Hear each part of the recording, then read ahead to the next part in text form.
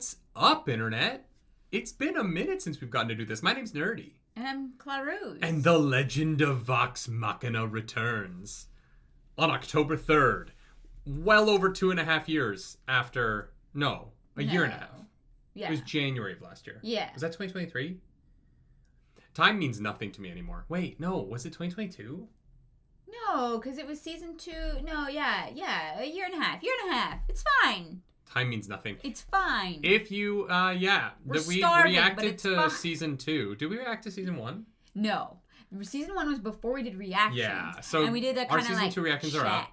Yeah. Go watch those, but we're going to watch this first look at season 3 of The Legend of Vox Machina.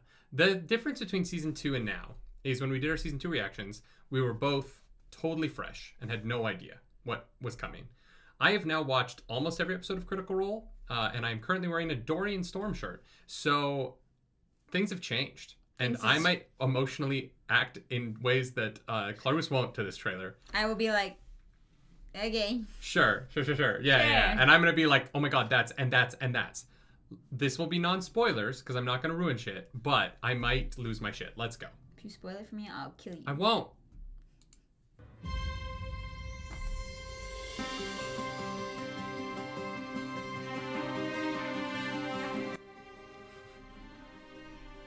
Beside you.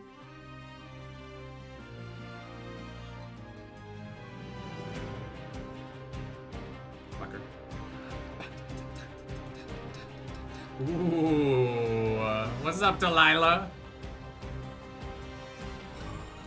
Oh, that hurts.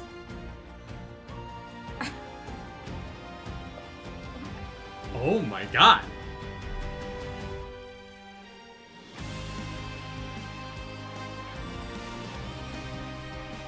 Dude, this music slaps. Oh, it's so good. The Two Moons. Great shot. Gilmore, my boy.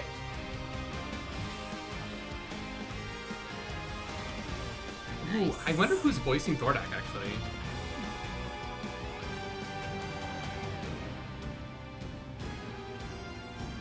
Oh, no.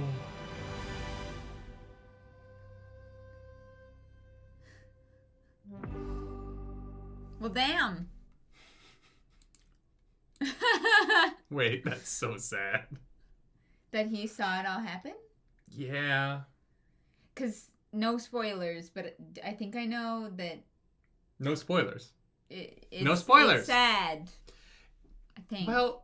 It's tough because I've seen so much fan art online that I don't actually know what so much of it means. Yeah, and we've seen so much cosplay. I have drawn conclusions about certain things that may or may not be true.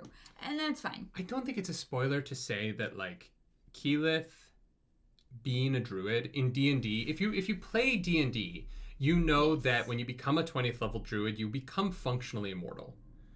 And... That's what happened to my character. On top of being an elf, right? Yeah. And my character was an elf who was a Circle of Swords druid, who then was also basically worked for like one of the gods. And yeah. It's a tough one. And elves in D&D aren't immortal, right? So right. It is a story that this one shot, like the vision of Keyleth ending up alone on the plane and everyone disappearing is Vax seeing the future of the woman he loves. And she's gonna be alone.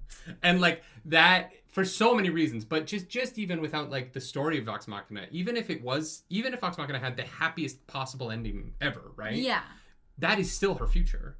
And that is to put that in the fucking trailer for season 3, like I know, God. And like there's so much in here. For everybody. Some Scanlan, yeah, Grog.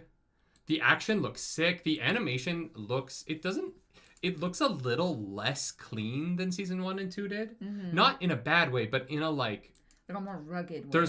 I feel like kind of like what the Star Wars animation's done a lot since Clone Wars began, where the lighting is a lot more dynamic over time in these shows. Uh-huh. Like this shot here, they can't see what I'm pointing at, but like this shot of all the side characters is really like there's so much lighting in all of these characters' faces and in the shadows under their jaws and in Trinket's fur. Yeah. Kima and Allura, and it's really interesting. I forgot, obviously, like getting the setup of the Whispered Ones and the cult and like everything that's so important to the plot of the show. Yeah, that. And then Thordak, like this shot of Thordak is that's majestic. Yeah. And so, yeah, I mean, obviously there's only 3 dragons left because they killed 2 before, and like, it's wild, man. I can't, obviously so sad that Lance Reddick won't be back to voice Thordak. Unless this was recorded before he passed. It's possible. It is possible. But I'm a huge lover of his work. This year, right? I think that was in October. Okay. But it would have been long after season 1. Yeah. Damn. I haven't heard any casting news about Thordak, but yeah, I think the animation, like, it looks like they've taken it a step forward. I love this shot of the 2 moons. Yeah. Very cool. And I think that the 2 moons become really important in campaign 3, and so no spoilers, but they but I mean, clearly they put a whole shot for it in there. Like, that seems pretty symbolic. Well, I do think that because they know where they're going with these animated shows, they're going to be able to seed those future stories a little bit more. And I'm really curious to see what they do with that. Because they changed some stuff in seasons 1 and 2. And now that, like, Mighty Nine is done and Bell's Hells is so far in, you know, we're closing it on episode 100. The live show at the Greek next week is going to be episode 98, right? Yeah. Campaign 1 was only 121 episodes. Oh. So, like, they're in there. And then, obviously, campaign 2 was 144, I think. Okay. So, they're in, at the very least, the latter half of campaign 3, probably. Yeah. And what, for the animated shows, if they're going to do Mighty Nine and they're going to build out a universe of it, why not have little nods and connections and, obviously, if you've been watching campaign 3, there's more connections between them. Matt Mercer's having fun playing with his old characters, but I'm really excited for writers to be able to look at what Matt did at the table and kind of insinuate and imply things that you can't do when it's improvised. Yeah. But like build towards the future of the show and of this like 3-show trilogy of animation in a way that I don't think I've ever seen anything do before. I think there's an opportunity to kind of pioneer a storytelling technique in this that might make this stand out even more than it already does. Yeah, I'm so excited. I'm currently working on an updated Keyleth cosplay. We should look at, does Keyleth has her green in this, right? No, it is the fire one. Oh, this is the red, yeah. Yeah, which is what I'm working on. What you're making. Which I'm so excited. I'm hoping to have it ready for Gen Con, but we'll see. What is she in this scene? Oh, yeah, this is the fire one as well. Yeah, she doesn't, I think it'd be weird she's going to get an updated costume just in probably. time. No, and that's the thing, is she probably will, but still, I really love this outfit, and so I wanted to do it anyways. Her season 1 outfit was the first thing that I ever, like, sat down and sewed. I like learned to sew so that I could make that, and I'm really excited to do something for her season 2 outfit, hopefully in time for Gen Con. Which is probably where we'll get the next trailer, right? Yeah, probably. I love all the character designs. The cast is gonna be at Anime NYC, so it might be Anime NYC because that'll be like for my birthday. But Anime NYC will be like 5 or 6 weeks before the show drops. It will be, if it's October 3rd, That's like the end of August? Yeah. I think it looks great. I think this is actually the opening titles, maybe. So it's interesting that we didn't get a trailer, but I think that this was a good reveal. Yeah, I think that it dueling as it seems like a trailer, and it might be the opening I don't know. It worked absolutely for both those things. So yeah. Yeah, it inspired me to think of like what other shows could benefit from an animated thing like this, and I really do think that the Fantasy High series from Dimension 20 obviously I don't think Dropout would do it because I do think Dropout really enjoys the creative structure of owning all of their properties the way that they do, and I don't know if they would produce an animated show for a larger streaming service, which they would probably need to in order to financially be able to pull it off. But this show happened because of a Kickstarter. But now that show has 3 seasons, where they're like through junior high, I wonder if there's something like that. I love actual play. We make actual plays. It's a art form that is burgeoning, and I think is wonderful. And I would love to see. I think Vox Machina brings in more eyes to the genre. Yeah. It's the reason why I ended up watching Critical Role. Right? Yeah. It was like we watched season 1 and we were like, oh damn. And we already love D&D, but like Vox Machina was the thing that we were like, oh, like we should get into this a little bit more. And it's part of the reason why Roleplay Relay exists and why we do that stuff now. Yeah. Was the excitement of. We love TTRPGs. We love acting. We do all that stuff professionally. Let's try this. And in the last year, we've produced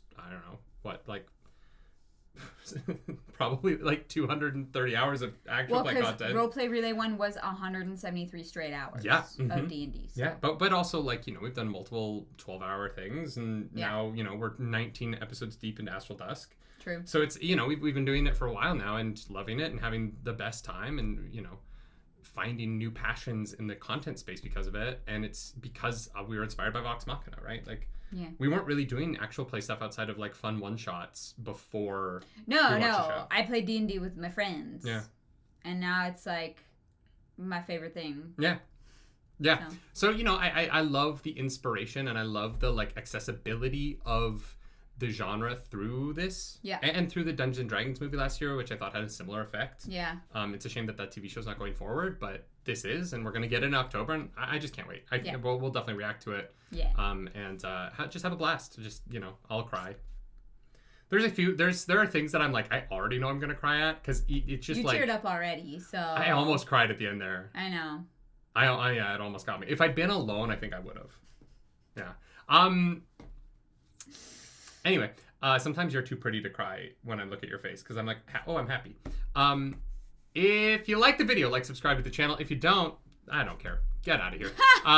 The algorithm goddess of this episode is Keyleth because she's going to be alone one day. No, because she just has to meet all the other druids.